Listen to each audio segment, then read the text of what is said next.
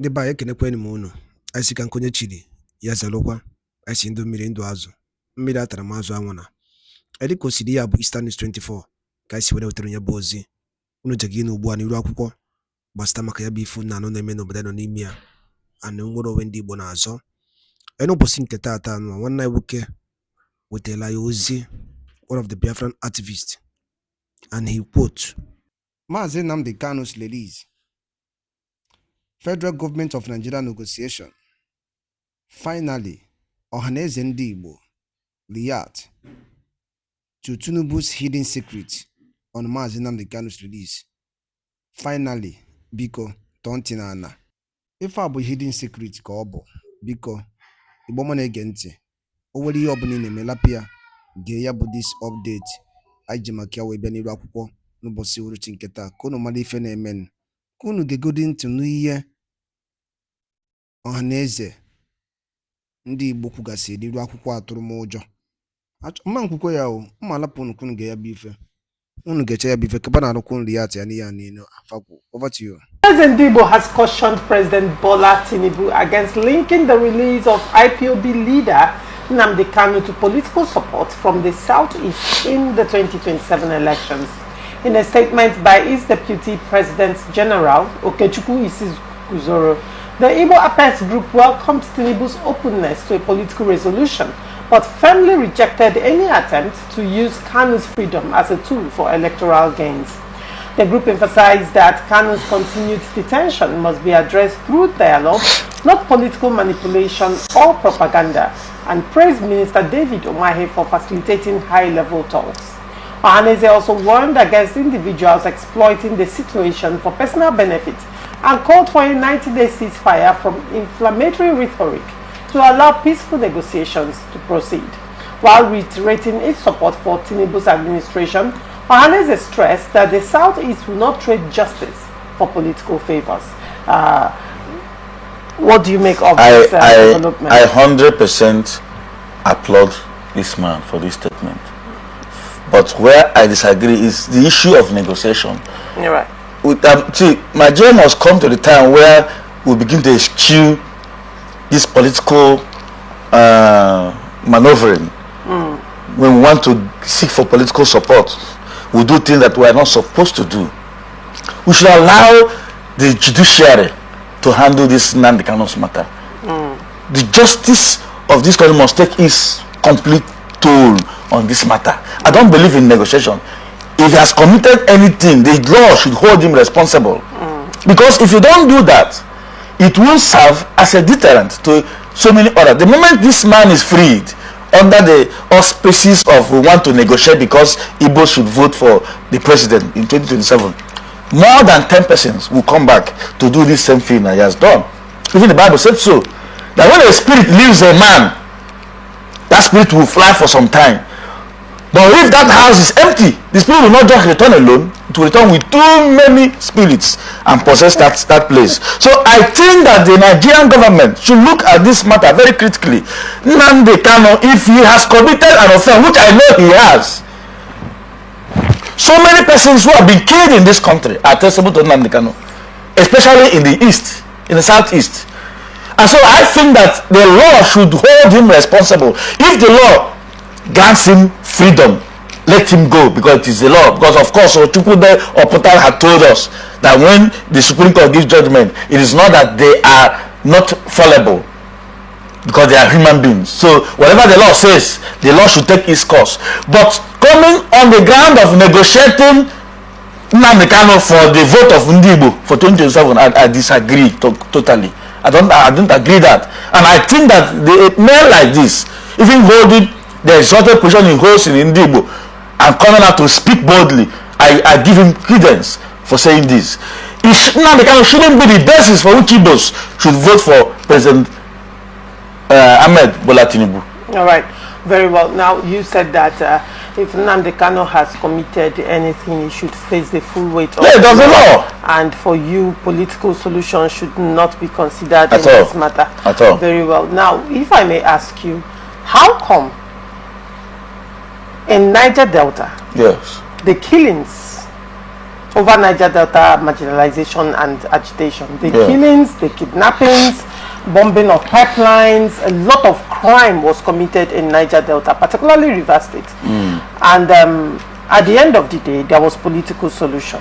An amnesty was granted. Yes. And in fact, as far as we were concerned, there was no justice for the blood that was shed on the ground of the Niger Delta region.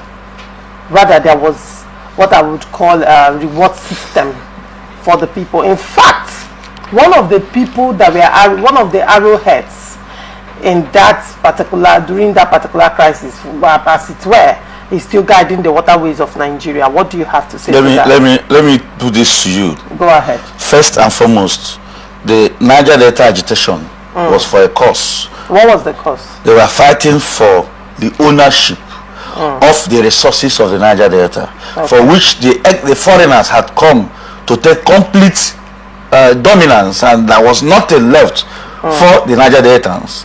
Secondly, their environments were highly polluted to the extent that their livelihood and lives were shattered, and they couldn't have a place any longer. And so they cried to the government for several years, and nothing happened. Even to the extent that they lost very important Niger Deltans, people like our brother in Ogoni lost his life, and so many other persons lost their lives for that agitation. Yes, and so many others.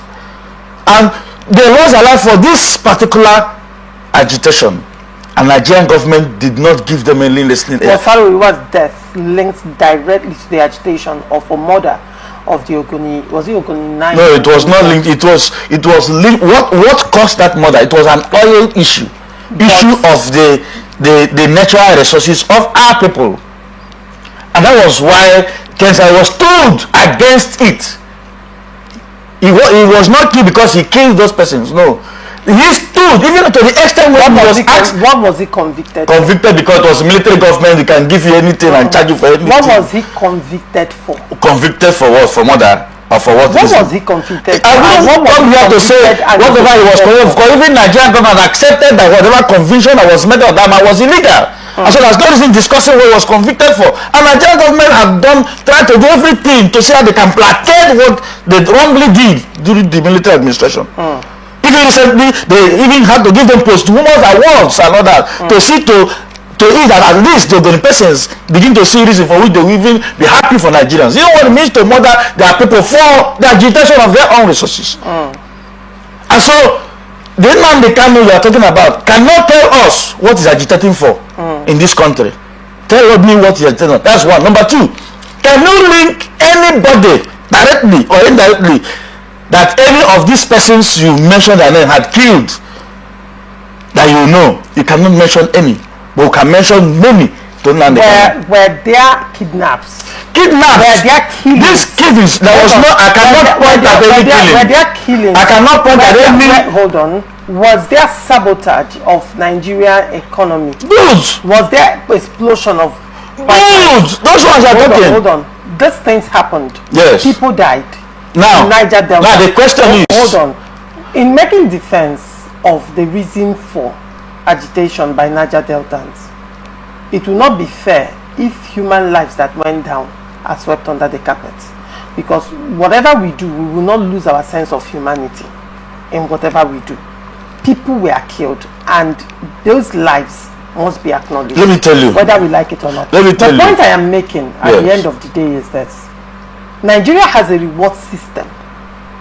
No, you are still going there. You have said that. I have said that, and I'm still. And I want to correct that impression. Hold on, you can't correct an impression. No, I can't correct that impression. Hold on, Honorable. Nigeria has a reward system that can be swept under a carpet. Was there Niger Delta agitation? Yes. Whatever reason they are agitating for, you say the reason is logical, the reason is rational, and the reason holds water. That's for the Niger Deltas. Now, the Igbos, on the other hand, are agitating against marginalization. For you, their reason for agitation holds no water. For them and the historical pain that they carry, the reason for their agitation holds water. you cannot sweep their agitation under the ground because you're not directly affected by it. Now the question is, if the government on one hand is giving amnesty to a set of people that committed crime while agitating, why on the other hand are they bringing consequence management on another region that is agitating as well? Let us look at insecurity in the country. In 2023, 2024 by the way, and early 2025, Nigeria was hit with food scarcity that has never happened before. No, you are going back to... No. You're not moderating. Allow me. You will have your floor. Now, we were hit with food scarcity, and it was directly linked to insecurity. And insecurity, a lot of it was linked to herdsmen. Now, this is an ethnic group whose business is into cattle grazing. What was the move of the government? A law to grant them to have businesses across the states, even though the causes of insecurity by them have not been dealt with. It is on record that the killing by killer herdsmen is one of the highest in Africa. Insecurity. What has Nigeria done to that situation? But a region, you are saying no, there should be no political, but in your own region, Honorable Kingsley Akumefile, there was political negotiation. If this is holding a region of the country hostage, why can't there be political negotiation for peace to reign? Will you say the agitations of the Igbos do not matter just because you're not from that region? Then where is the spirit of equity and fairness? Why is it that what is good for the goose is not good for the gander? Honorable Kingsley, good. You may have your say. First and foremost, the Igbos are not agitating for anything as it is today, apart from the creation of another state that will make it 6 states in the region. Secondly, the agitation for what Nnamdi Kanu was doing was not an Igbo cause, it was his personal cause. That I know very well because I am part of it, because my mother is from Igbo, and I know everything that happened. Nnamdi Kanu is not even, the majority of the leadership of Igbos are not in support of what Nnamdi Kanu is doing. That's true. Number 3, the persons Nnamdi Kanu has killed through his surrogates and all that are not people from outside Igbo, are his own people. When you say surrogates, what do you mean? His groups. The boys has brought as militias, because he has his own militia, people who are equipped with guns and arms, who are going about killing their own people. What's the name of these groups? The group? Yes. It's a Biafran Army. Call them Biafra soldiers or whatever they call them. They have different names. In fact, today they have the Biafra. They have different names. For someone who say you have been. No. I don't want from the. We have different names that they call them. The one they have, the Eastern whatever thing now, is what the states decided to create. He has different names for his own. Biafran Army, Biafra this one and all that. He has them. So apparently you cannot name one of these. There is no need. Naming what? I don't need. What was it? I mean, you are well informed. What is the reason for those army of young people that they have? In this place, we were fighting for a cause.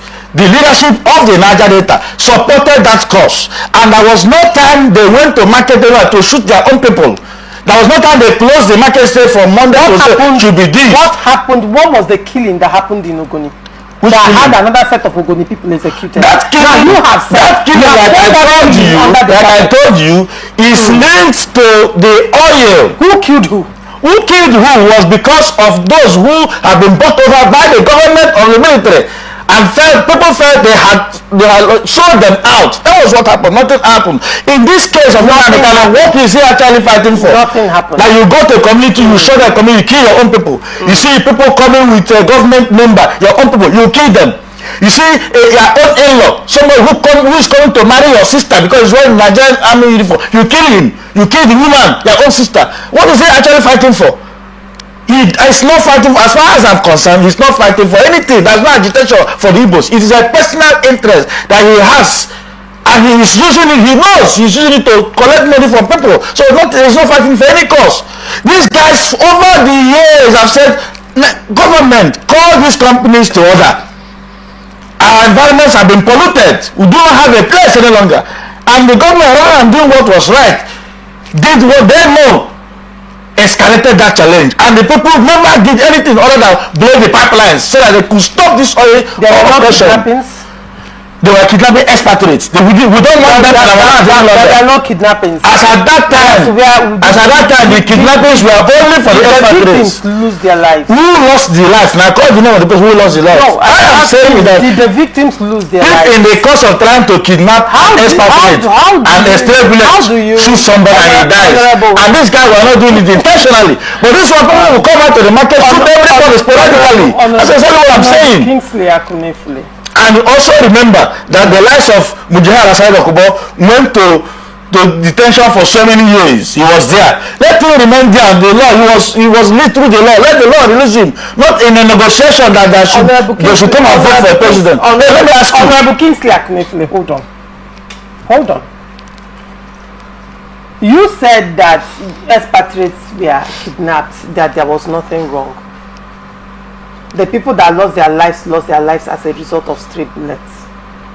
The Ogoni people that were killed by fellow Ogoni people were killed because they were compromised. You know, while you were speaking, I was just hearing you trying to make sense of evil. No, you don't say that. No, hold on. No, under the guise of agitation. Why in no way am I defending, and never have I defended, the killings going on in the southeast? And from what you have said, it is clear that you do not understand the exact insecurity that has plagued the southeast. And that was why I asked you, mention these people, the Bubagos and the Umuamas and the ESNs and all of that, and who played what role. You have not. At some point, Asari Dokubo that you're talking about also came out to say that his boys, was it the Bagos or so?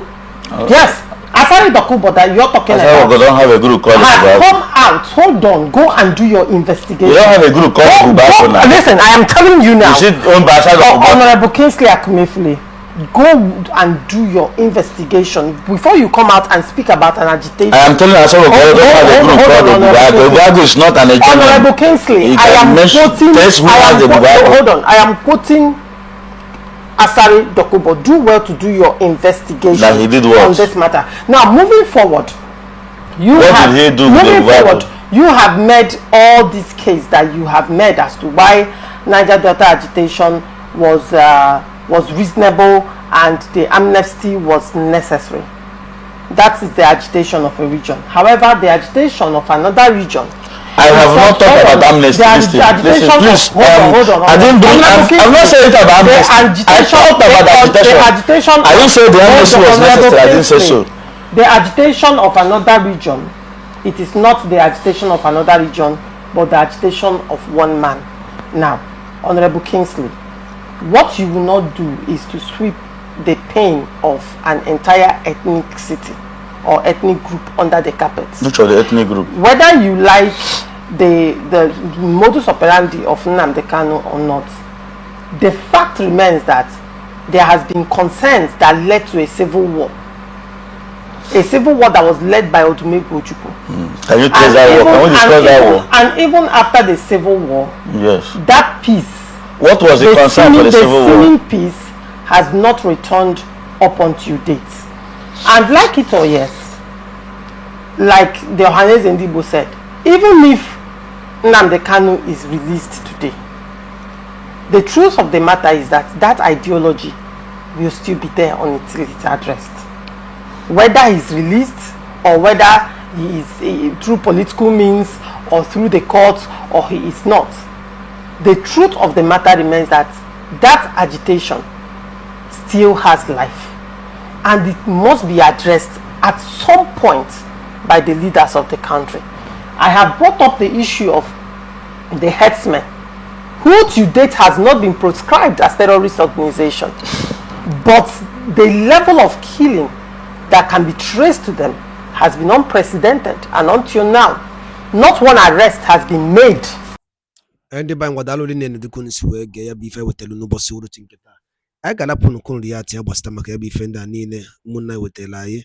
gwa ifu nche n'udo nke unu ngwanụ ka emesịa na ụmụnne m